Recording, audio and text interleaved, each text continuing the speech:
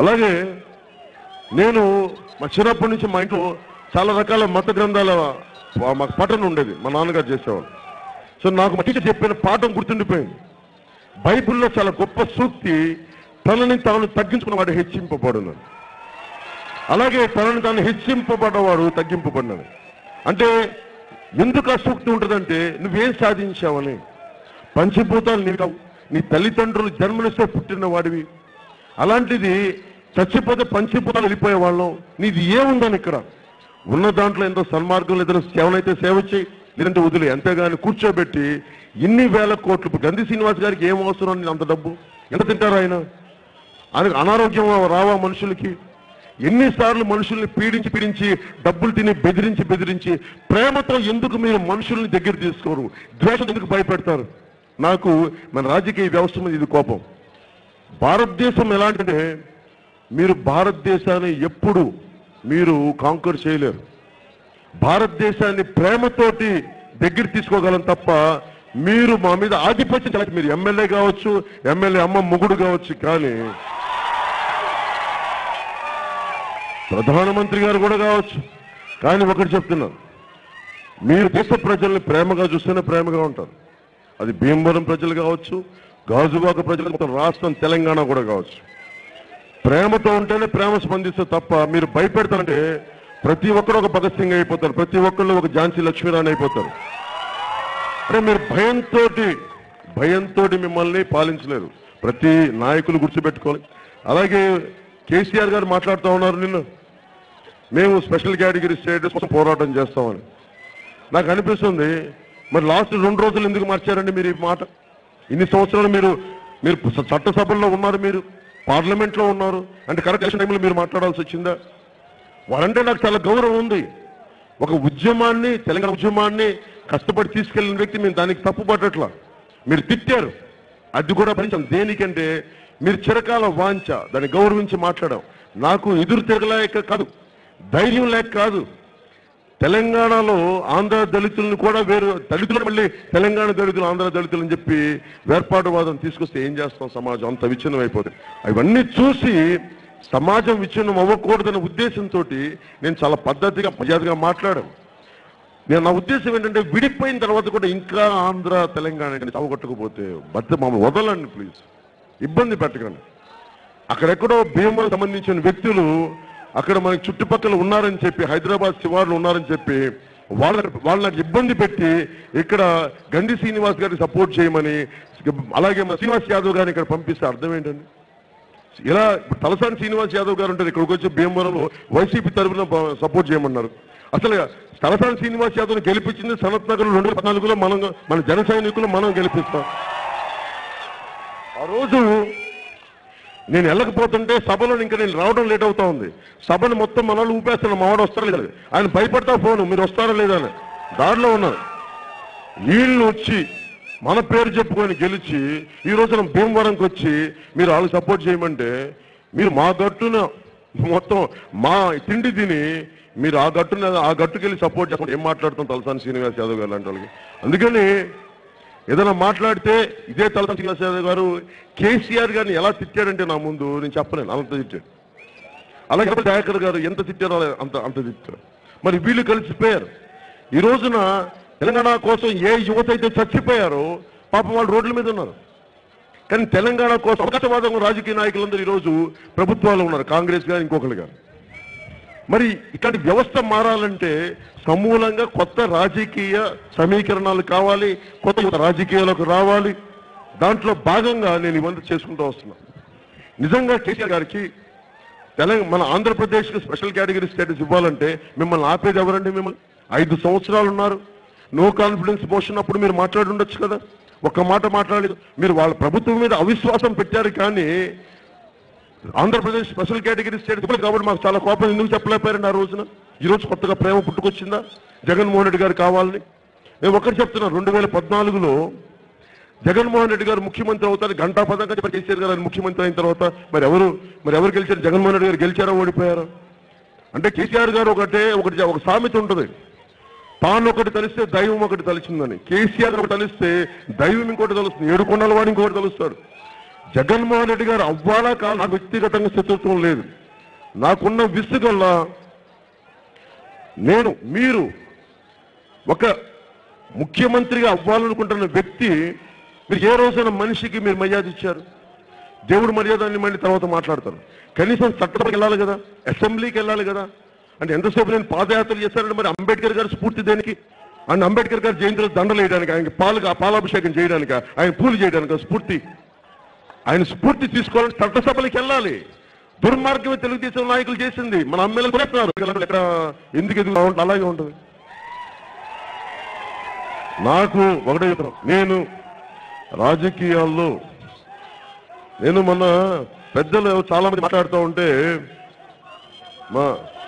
అంటే ఎలా ఉండాలి రాజకీయం అంటే, ఇంత పొట్ట పెట్టుకుని ఉండాలి రాజకీయం అంటే, ఇంతలో ఏముండాలి నాకు అర్థంగా. ఏముండాలి రాజకీయం అంటే?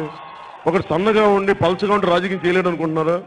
దాని అనేది ఎవరు చేశారు? ఒక పటేల్ అంటే చంద్రశేఖర్ ఆజాద్, భగత్ సింగ్, అల్లూరి సీతారామరాజు, ఈ ఆశయాలతో ఉన్న వాళ్ళు రాజకీయం చేస్తే ఇప్పుడు దాకా ఈ తరం కుమ్మి కొడితే కింద మోకాళ్ళ మీద కూర్చుంటుంది.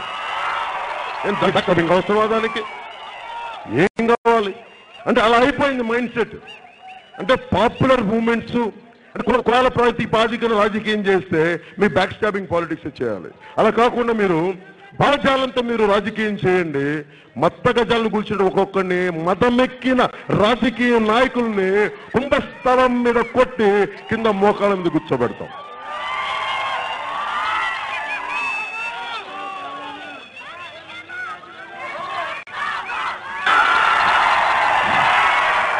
అలాగే మతం అనేది చాలా పెద్దది. మనది కుల వ్యవస్థ, మత వ్యవస్థ, ట్రైబ్స్ ఉంటాయి మనకి. కానీ నేను చిన్నప్పటి నుంచి అన్ని కులాలని నాకు నిజంగా చాలా కాలం మాకు తెలియదు. కులాలు మనుషులు మనందరిలో ప్రవహించేది ఒకటే రక్తం కదా. కొత్తగా కులానికి ఒక బ్లూ రంగు రక్తంలో ఉంటాయా ఒక్కొక్కరికి, ఇంకొకరికి నలుపు రక్తాలు ఉంటాయా? రక్తం ఒకటే. ఇవన్నీ చూసి మనుషుల్ని వేరు చేయలేక ఇబ్బందులు పడుతూ పాలిటిక్స్ అంటే కులాలని విడగొట్టి కాకుండా కులాలని మతాన్ని అర్థం చేసుకునే రాజకీయ వ్యవస్థను రావాలని మనసు. ఎవరి స్ఫూర్తి? అంబేద్కర్ గారి స్ఫూర్తి, అలాంటి మహానుభావుడి స్ఫూర్తి. అందుకని ఈ రోజున ముగింపు మన ఆఖరి రోజు కాబట్టి మన ఎలక్షన్స్కి ఈ రోజున సర్వమత సామరస్యం కోసం ఈ రోజున నేను ప్రార్థనలు చేసి వచ్చాను. సర్వమతాల మత గురువులతో ప్రార్థన చేసి వచ్చాను. దీంట్లో ఒక చిన్నపాటి స్టేట్మెంట్ ఏంటంటే మేము పంచుకోదలుచుకుంది, నా పోరాట యాత్రలో ఇప్పటి వరకు చేసిన రాజకీయ ప్రచారంలో వివిధ హిందూ మత పెద్దల్ని, అలాగే క్రైస్తవ మత గురువుల్ని, ఇస్లాం మత గురువుల్ని, అర్చకుల్ని, ఎన్నో విధాలైన సలహాలు, ఆలోచనలు, సమస్యలు నా దృష్టికి తీసుకొచ్చారు. అందులో ముఖ్యంగా మత సంస్థలు తాలూకు ఆస్తుల సంరక్షణ, దేవాలయాల ఆచారాలు సంప్రదాయాలను అనుసరించడంలోనూ రక్షించుకోవడంలోనూ ఉన్న సమస్యలు, అందులో ఉన్న రాజకీయ ప్రమేయం గురించి వాళ్ళు పడుతున్న కష్టాలను నాకు అన్ని మతాల పెద్దలు వివరించారు. అలాగే అర్చకులకి, పాస్టర్స్ కి, ముల్లాలకి సంబంధించిన పారితోషికం కానీ, వేతనాలు కానీ, పెన్షన్స్ కానీ, ఆయా సౌకర్యాలను నేను వాళ్ళకి ఏ సౌకర్యాలు నాకు నా దృష్టికి వచ్చినాయి. అందుకని వివిధ మతాలకు సంబంధించిన సమస్యలకు సరైన పరిష్కారాలు తెలుసుకోవడానికి నేను జగన్మోహన్ రెడ్డి గారు, చంద్రబాబు గారులాగా ఓట్లు వేయించుకోవడానికి అందుకని అలాంటి చెప్పకుండా నేను మీకు విన్నవించదలుచుకుంటుంది అన్ని మతాల పెద్దలకి, మీకు రిటైర్డ్ అయిన హైకోర్టు జడ్జి ద్వారా అధ్యక్షతన ఒక ఉన్నత స్థాయి కమిటీలు 3 ఏర్పాటు చేస్తాం. ముస్లింలకి, హిందువులకి, క్రిస్టియన్లకి, అలాగే ఇంకేదైనా చిన్న మతాలు ఎవరైనా ఉంటే మన సిక్కులు లాంటి వాళ్ళు కూడా. అలాగే వారి సలహాల మేరకు అవసరమైన సంస్కరణలను చేపట్టి దేవాలయాల్లోనూ, చర్చిల్లోనూ, మస్జిదుల్లోనూ భగవంతుని సేవ చేస్తున్న ప్రతి వారికి సరైన వేతనాలు, పెన్షన్లు ఏర్పాటు చేసి వారి కుటుంబ క్షేమం కోసం, వారి జీవన భద్రత కోసం మేము చాలా బలమైన చర్యలు తీసుకుంటామని చెప్పి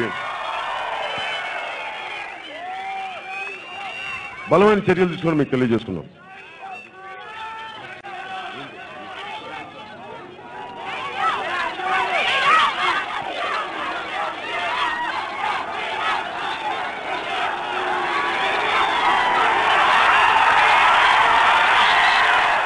అలాగే ఇందాక సర్వమత ప్రార్థన చేస్తూ ఇస్లాం మత పెద్దలు నాతో మాట్లాడారు.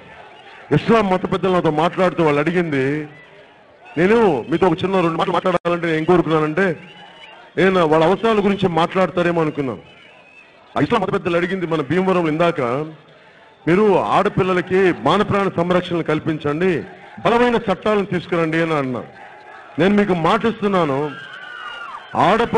ఆడబిడ్డలు బయటికి వెళ్తే మిమ్మల్ని ఎవరిని వేధించినా చాలా బలమైన ఉతికారేసే చట్టాలను తీసుకొస్తారు. ఎవ్వరు ఆడపడుచులు ఇంటిలో నుంచి బయటికి పోయి ఇంటికి రావడానికి ఎంత క్షేమంగా భద్రత చర్యలు తీసుకోవాలో అంత భద్రతమైన కట్టుదిట్టమైన చర్యలు తీసుకుంటారు.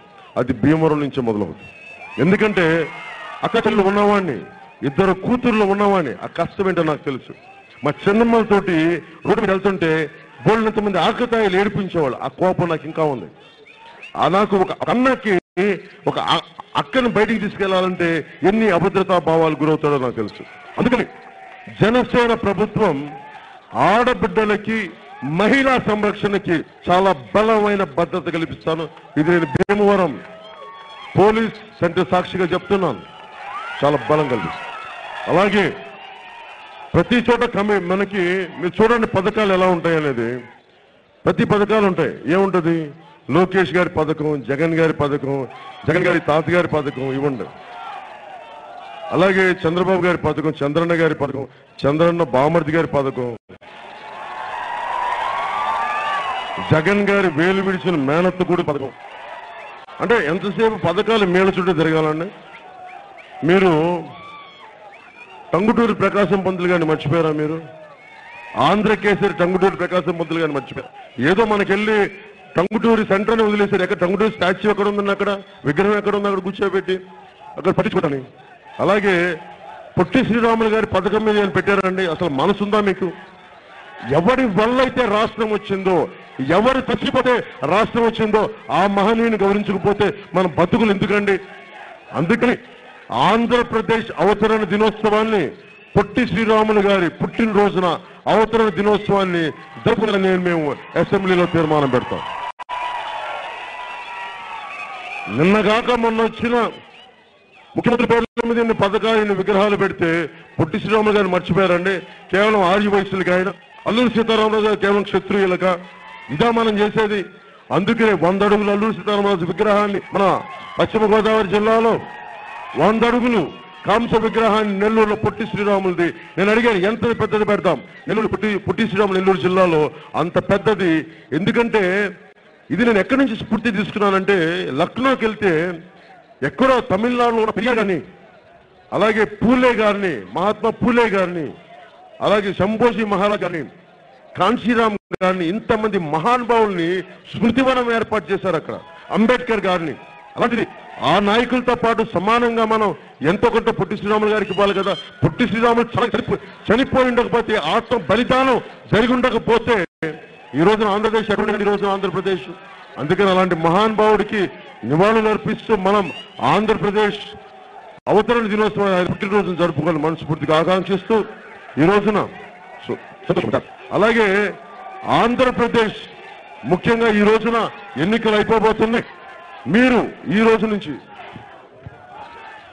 రోజున ఆంధ్రప్రదేశ్ ఎన్నికలు చాలా కీలకమైన ఎన్నికలు. మీరు ఆలోచించండి. మీకు నేను అండగా నిలబడాను అనుకుంటే మీరు నాకు అండగా నిలబడండి. నేను ఇన్ని సంవత్సరాలు గంధి శ్రీనివాస్ గారు ఉన్నారు, ఈయన అంజిబాబు గారు ఉన్నారు, వీళ్ళెవ్వరూ చేయలేకపోయారు. 5 సంవత్సరాలు 10 సంవత్సరాలు ఉండే నేను మీకు 9 నెలలు ఏ సమస్యలు ఉన్నాయో మనం భీమవరంకి అన్ని చేసి చూపిస్తానని మీకు మనస్ఫూర్తిగా తెలియజేసుకుంటూ, అన్ని పథకాలని మీరు ఓటు వేస్తుంది భీమవరం అన్నదమ్ములు, ఆడపడుచులు, పెద్దలు, పుర ప్రముఖులు. మీరు ఓటు వేస్తుంది గంధి శ్రీనివాస్ గారి లాగా ఒక ఎమ్మెల్యే కాదు, అంజిబాబు గారిలో ఒక ఎమ్మెల్యే కాదు, ఒక ముఖ్యమంత్రి గారు. దయచేసి మీరు గుర్తుపెట్టుకోండి. అలాగే జనసేన నుంచి మన నరసాపురం పార్లమెంటుకి నా సోదరుడు, నాకు రాజకీయాల్లో మొదటి ఓనామాలు దిద్దిన నా గురువు, ఆయన పార్లమెంట్ అభ్యర్థిగా నిలబెడుతున్నాం. నేను చాలా మంది అడుగుతున్నారు, మీరు మిగతా ఎంపీలు లేదని అనండి అని. నాకు రఘురామకృష్ణరాజు గారు నాకు బాగా తెలుసు. నాకు ఇప్పుడు నేను ఆన్లైన్ నేను గబుక్కునే నేను వారి నాయకుడి తప్పు విధానాలు అన్నాను తప్ప అందుకని కూర్చోబెట్టి ఇప్పుడు రఘురామకృష్ణరాజు గారు నిజంగా వాళ్ళ నాయకుడు గొప్పవాడైతే ఆయన కూర్చోని కాదు, నాయకుడు మంచి పనులు చేసేవాడు కాదు, గుండాగిరి చేసేవాడు. అలాంటి వ్యక్తి మనకి మనం అండగా ఉండాలని చెప్పి నేను ఒకటే ఇస్తున్నాను, మీకు కులాలకి మతాలకి ప్రాంతాలకి సర్వ సమానంగా అండగా నిలబడే జనసేన పార్టీకి, అలాగే మా సోదరుడు నా శ్రీ నాగేంద్ర బాబు గారిని నర్సాపురం పార్లమెంటుకి మంచి మెజార్టీతో గెలిపించడం మనస్ఫూర్తి కోరుకుంటూ, రోజు భీమవరంలో ఉండి అలాగే బలరాం గారు ఉండి ఎమ్మెల్యే క్యాండిడేట్ ఒక చిన్న వివరణ ఇవ్వాలి. బలరాం గారు ఇప్పుడు మనుషులు చాలా మంది సిపిఐకి సిపిఎంకి మీకు అంటే మీకు ఎందుకు మీ బలం ఇస్తున్నారంటే నేను ఒకటి చెప్పాను, బలరాం గారు నాయకులు నేను చట్టసభలో చూడాలనుకుంటున్నాను. రౌడీలు గోండాలు అసెంబ్లీకి వెళ్ళాలనుకుంటే నేను బలరాం గారు వంటి వ్యక్తులు అసెంబ్లీకి వెళ్ళాలని నేను మనస్ఫూర్తిగా ఆశిస్తున్నాను.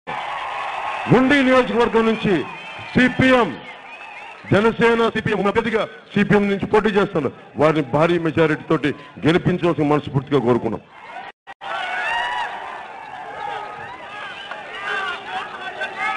అలాగే ఈ రోజున అలాగే నాకు భీమవరం ఎంత ఆనందాన్ని ఇచ్చిందంటే, నాకు నేను కానీ మా నాగబాబు గారిని 2009లో మాకు చాలా ఇష్టమైన వ్యక్తి, మా కుటుంబ స్నేహితుడు, నాకు చాలా చిరకాల మిత్రుడైన మన కనకరాజ్ సూరి గారిని మనస్ఫూర్తిగా కనకరాజ్ సూరి గారిని కిందన్నారా ఓకే కనకరాజ్ సూరి గారిని నాకు నిజంగా వారికి ఎమ్మెల్యే అభ్యర్థిగా పెట్టారు 2000 గెలిపించుకోలేకపోయాం. అందుకని కనకరాజ్ సూరి గారికి మనస్ఫూర్తిగా నా కృతజ్ఞతలు తెలియజేసుకున్నాం. అలాగే లవరాజ్ గారిని అలాగే లవరాజ్ గారికి, బొత్స శ్యామ్ గారికి, నాగిడి శ్యామ్ గారికి, చలమల చంద్రశేఖర్ గారికి, సుజాత నాయక్ గారికి, అలాగే ఎస్తేరు రాణి గారికి, కథ గారికి, గూడూరి వెంకీ గారికి, వేలూరి బుజ్జి గారికి, కవితా సింధూరి గారికి, అలాగే కామన రామకృష్ణ గారికి, కుటికిలపూడి గోవిందరావు గారికి,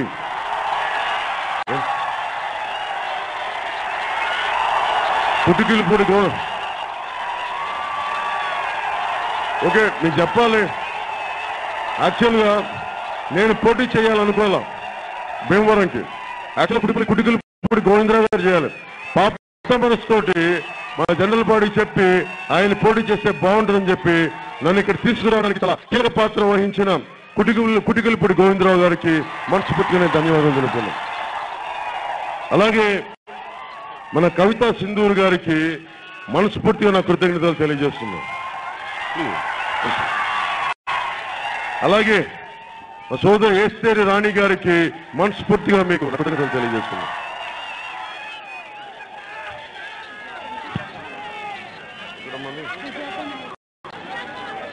అలాగే సుజాత నాయక్ గారికి వద్దమ్మా ప్లీజ్ దయచేసి సుజాత నాయక్ గారికి మనస్ఫూర్తిగా నా కృతజ్ఞతలు తెలియజేస్తున్నాను. అలాగే మీనాక్షి గారికి వద్దమ్మా ప్లీజ్ మీనాక్షి గారికి నా మనస్ఫూర్తిగా నా కృతజ్ఞతలు తెలియజేస్తున్నాను. అలాగే ఇక్కడున్న మా ఆడపడుచులందరికీ పేరు పేరున ప్రతి ఒక్కరికి అమ్మా మీకు కూడా ప్రతి ఒక్కరికి ధన్యవాదాలు తెలుపుకుంటూ, అలాగే ఎర్రింకి సూర్యారావు గారు చక్కగా వ్యాపారం చేసుకుంటుంటే నేను రాజకీయాల్లోకి నెట్టేశాను ఆయన. అలాగే ఎర్రింకి సూర్యారావు గారికి మనస్ఫూర్తిగా నా కృతజ్ఞతలు తెలియజేసుకుంటా ఉన్నాను. అలాగే బొమ్మదేవర శ్రీధర్ గారికి, అంటే బంధుగా తెలుసు మీకు అందరికీ, అలాంటి బొమ్మదేవర శ్రీధర్ గారికి మనస్ఫూర్తిగా నా కృతజ్ఞతలు తెలియజేస్తున్నాం పేరు పేరున. అలాగే సిపిఎం లీడర్ జేఎన్వి గోపాల్ గారికి, బిఎస్పీ నాయకులు కారెం లెనిన్ గారికి, అలాగే మల్లినేడి బాబీ గారు, ఇందాక మాట్లాడుతూ మల్లినేడి బాబీ గారికి, ప్రత్యేకించి ఇక్కడ నాయకులందరికీ పేరు పేరున మీ అందరికీ ధన్యవాదాలు తెలుపుకుంటూ నేను సెలవు తీసుకున్నాను. మార్పు శ్రీకారం 9లో అమరావతి కోటలో జనసేన చంద్రాన్ని ఎగరవేద్దాం. భారత్ మాతా కీ జై.